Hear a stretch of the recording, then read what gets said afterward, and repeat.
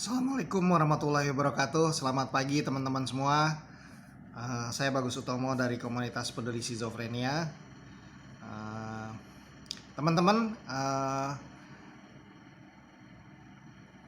kali ini saya menjawab pertanyaan lagi dari teman-teman.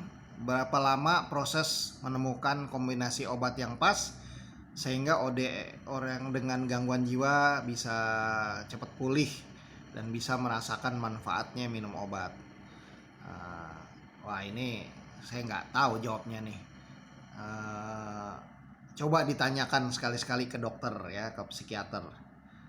Tapi kemungkinan ya, kalau saya berusaha menjawab nih, kemungkinan kayaknya nggak ada rumus pastinya nih, nggak kayak matematika lah. Setidaknya untuk pulih dari gangguan jiwa itu.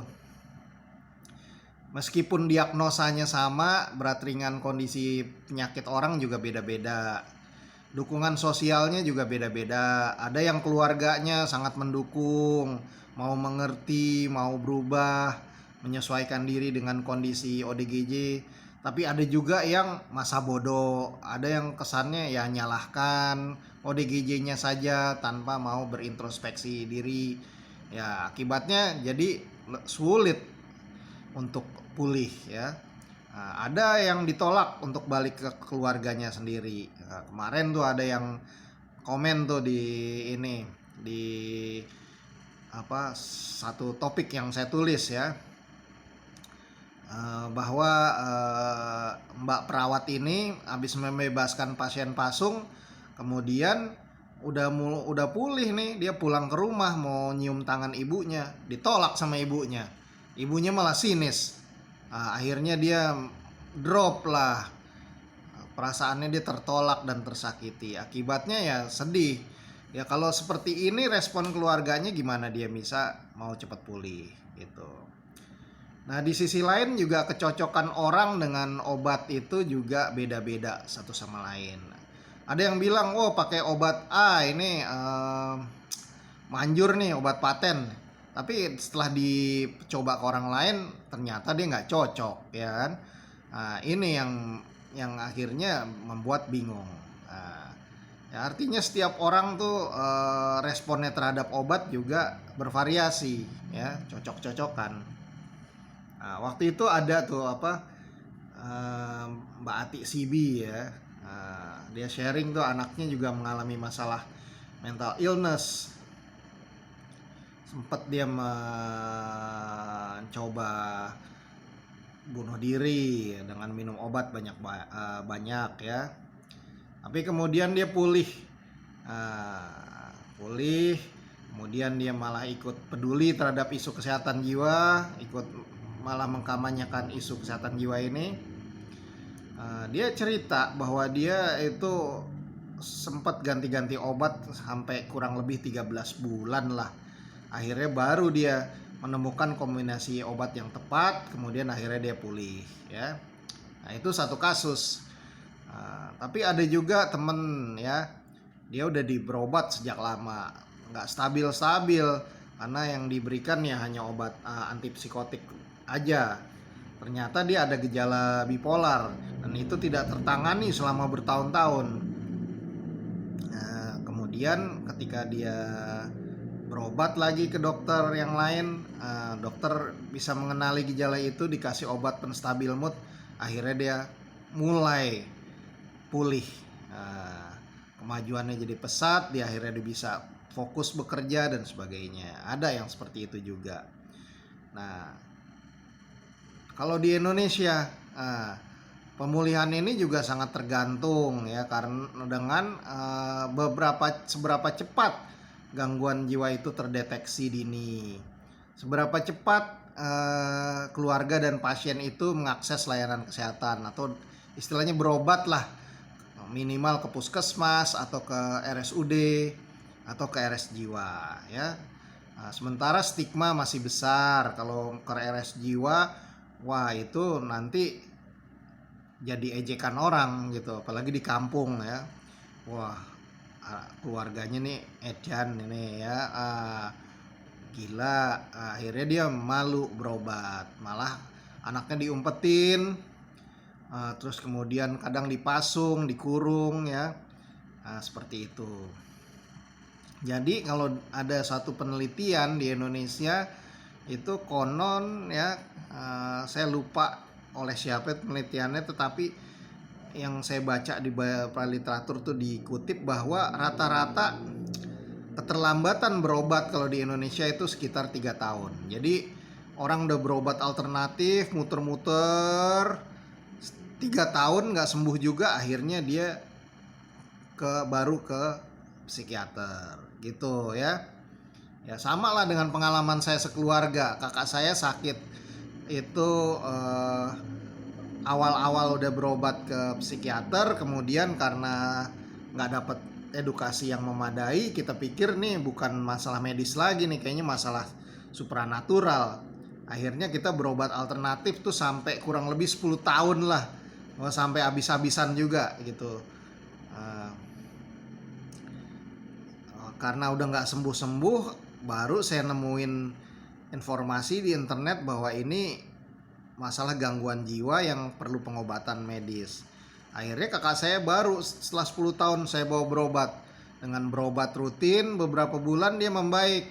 Tapi ketika dia membaik, dia pulang ke rumah itu nggak langsung langsung dia bagus banget seperti sebelum sakit gitu. Enggak, dia kadang masih ketawa sendiri, ngomong sendiri gitu.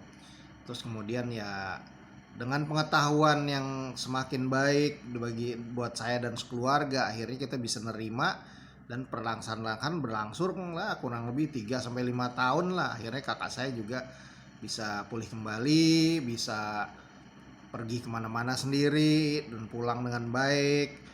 Rawat dirinya juga bagus, komunikasinya juga bagus. Jadi perjalanan panjang lah untuk pulih itu ya. Tapi dulu kan waktu kakak saya sakit itu namanya pengobatan tuh harus bayar sendiri ya. Jadi berat lah itu karena biaya pengobatan itu juga cukup mahal obat-obatnya. Jutaan lah kalau zaman dulu kakak saya sakit, tapi ya walaupun kita nggak punya duit ya kita usahain mau ngutang, mau gesek kartu kredit atau apalah, yang penting kita upayakan berobat dulu. Karena kakak saya schizophrenia paranoid, jadi ngamuk-ngamuk melulu. Jadi kalau kita nggak berupaya ya susah juga gitu kan. Nah, sementara sekarang udah ada BPJS, malahan keluarga pasiennya manja gitu. Malahan dia kadang ngeremehin apa edukasi yang saya berikan. Dia misalnya nebus obat kayak inilah, kayak apa, risperidon misalnya sebulan 400.000 udah ngeluh mahal aja, padahal dia sebenarnya orang mampu juga lah ya, artinya nggak di desa gitu. Padahal kalau dibanding sama saya dulu, wah jauh banget ya. Dia 400.000 kan tuh sisa obat yang belum tercover karena ada batas plafon harga obat, yang selebihnya udah dibantu oleh BPJS. Lah kalau saya dulu gimana, saya nggak ada yang bantu. Nah jadi gitu, perjalanan pemulihan ya faktornya banyak gitu.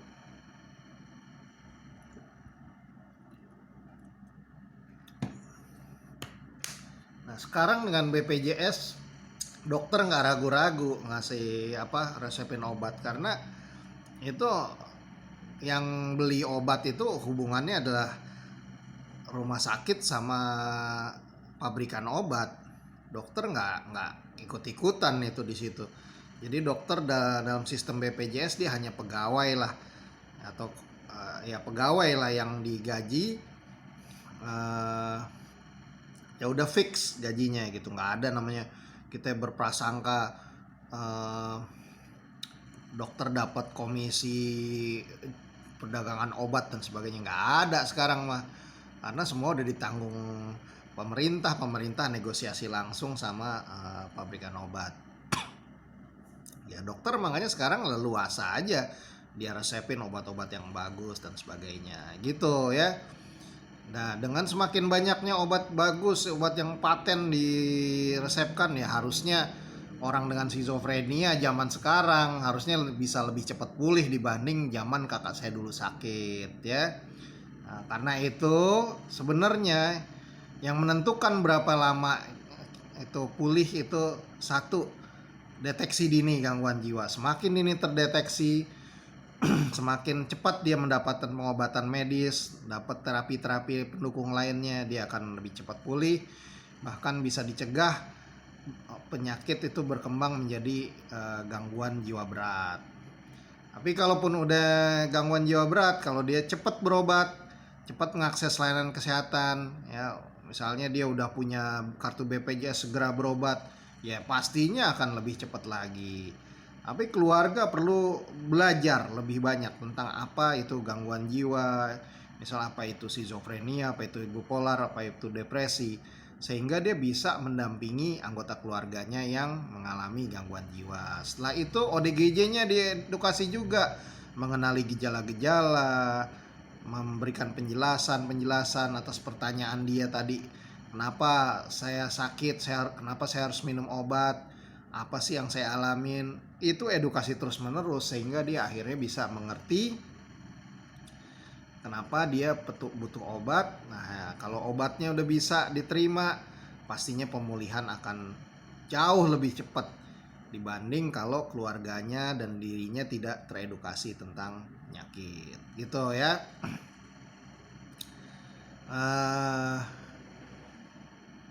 Kalau saran saya buat teman-teman ODGJ yang udah pulih, jangan lupa untuk berbagi pengalaman itu kepada teman-teman yang lain yang belum pulih, yang baru ngalamin, supaya mereka bisa saling dapat belajar, bisa dapat harapan bahwa saya juga bisa pulih seperti itu, dan keyakinan bahwa kita bisa produktif kembali gitu ya. Jadi peran teman-teman berbagi ini juga bisa menentukan cepat pulihnya seseorang dari masalah gangguan jiwa. Itu ya teman-teman, jawaban saya. Moga-moga nggak kepanjangan dan bisa dipahami. Terima kasih atas perhatian teman-teman menyimak video saya ini, semoga bermanfaat. Boleh di-share kepada yang kira-kira membutuhkan. Jangan lupa klik like dan subscribe dan tombol lonceng. Berikan juga komentar, kritik dan saran kepada saya supaya saya bisa belajar lebih banyak lagi dari teman-teman. Terima kasih atas perhatiannya. Sekali lagi, wassalamualaikum warahmatullahi wabarakatuh. Salam sehat jiwa.